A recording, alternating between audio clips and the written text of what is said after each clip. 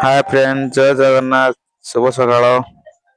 तो ବର୍ତ୍ତମାନ ମୁଁ ଆଜି ବନେଇଥିଲି ଆଳୁ ପକୋଡା ଆଉ ପିଆଜି ପକୋଡା। ତ ବହୁତ ଦିନ ହେଲା ମୁଁ ତ ହେଇଥିଲାନି ରୁମ ରେ, ତ ସେଥିପାଇଁ ଟିକେ ଭାବିଲି ଆଳୁ ପକୋଡା ବନେଇ ନେବି। ତ ସେଥିରେ ଆଳୁ 5ଟା ଆଳୁ ନେଇ ସରୁ ସରୁ କାଟିଦେଲି। ତ ସେଥିରେ ଏକ ପାଣିରେ ବେସନ ଦେଇଦେଲି, ଲୁଣ ହଳଦୀ ଦେଇଦେଲି। ଆପଣ ଚାହିଁଲେ ଆଳୁ ଉପରେ ବି ଦେଇ ପାରିଥାନ୍ତେ, କିନ୍ତୁ ମୁଁ ଟିକେ ଅଲଗା ସାଇଡରେ ନେଇଛି, ଅଲଗା ଚାଉଳରେ ଯେହେତୁ ଭଲ ଭାବରେ ମିଳେଇ ନେଲି। ତ ଆଉ ଟିକେ ନେଇଗଲି କାହିଁକିନା ପାଣି ବେଶୀ ହେଇଗଲା। ତ ଥଣ୍ଡା କଡେଇରେ ଗରମ କଲି, ସେଥିରେ ଗରମ ଥଣ୍ଡା ତେଲ ଦେଇ ଗରମ କଲି। ତାପରେ ଦେଖିକି ଗୋଟେ ପକେଇଲି ହେଇଛି କି ନାଇଁ। ତ ତାପରେ ହେଇଗଲା। ତ ଫାଷ୍ଟ ଷ୍ଟେପ ପକେଇଦେଲି। ଦେଖନ୍ତୁ ବଢିଆ ଭାବରେ ହେଇଯିବ। ତ ଚାହିଁଲେ ତମେ ବନେଇକି ଖାଇ ପାରିବେ। ତ ମୁଁ କହିଲେ କଣ ହବ, ଭଲ ହେଇଛି କି ନାଇଁ। ତ ଆପଣ ବନେଇ ଖାଇଲେ ବଢିଆ ଲାଗିବ। ତ ଟ୍ରାଏ କରିବେ ଏମିତି ପ୍ରୋସେସରେ। ମୁଁ ବି ରୁମ ର ଯେତେବେଳେ ଖାଏ ରୁମ ରେ ବନେଇ ଖାଏ, ବାହାରେ ଫାଷ୍ଟ ଫୁଡ କିଛି ବି ଖାଏ ନାହିଁ।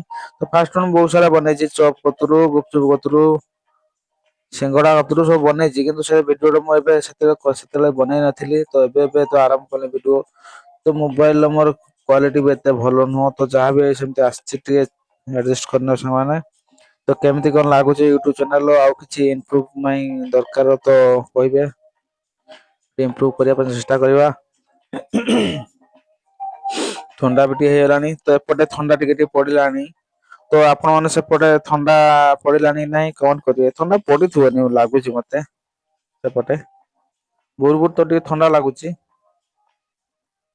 ତ ଆଜି ଛୁଟି ଥିଲା ତ କମ୍ପାନୀ, ତ ଆଜି ଖୋଲା ହଉଛି। ତ ଆଜି ଯିବାକୁ ପଡିବ।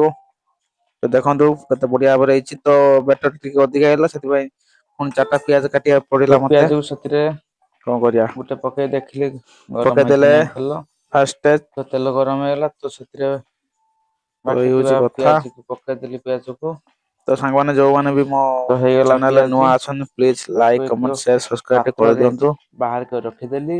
ତ ସେ ଏଇ ହଉଛି ପାତ୍ରରେ କଥା। ଏକ ସାଇଡ ରେଗୁଲାର ଭିଡିଓ ଆସିବ, ମୋର ଭିଡିଓ ପେପର ବହୁତ ସାରା ଦେଇଥିଲି, କାହିଁକି ମୋବାଇଲ ନା ଅଛି, ଯୋଉ କିନ୍ତୁ ତେଲ ଆସିବ ଏଇ ସେ ଭଏସ ତେଲ ଦେବାକୁ ସେଥିରେ ଏଡିଟିଂ କରିବା ଲାଗିଯିବ। ଟାଇମ ହଉନି। କାହିଁକିନା ତ ଗୋଟେ ତେଲ ଗୋଟେ ଆମେ ଦିନ ବେଶୀ ପଳଉଛି ଭିଡିଓ ଖାଉ ସୁଟିଂ ନାହିଁ, କରିବା ପାଇଁ ବାହାରକୁ। ସେଥିପାଇଁ ତ ସେ ଭିଡିଓ ଟା ମାସକ କି ଆଣିକି 2 ମାସର ଅପଲୋଡ ଥରେ କରତେ ଥରେ କରତେ ଆମେ ଟାଇମ ହେଇଯାଉଛି, ପୁଣି ରୋଷେଇ କର ଆଣୁ। ଖାଅ।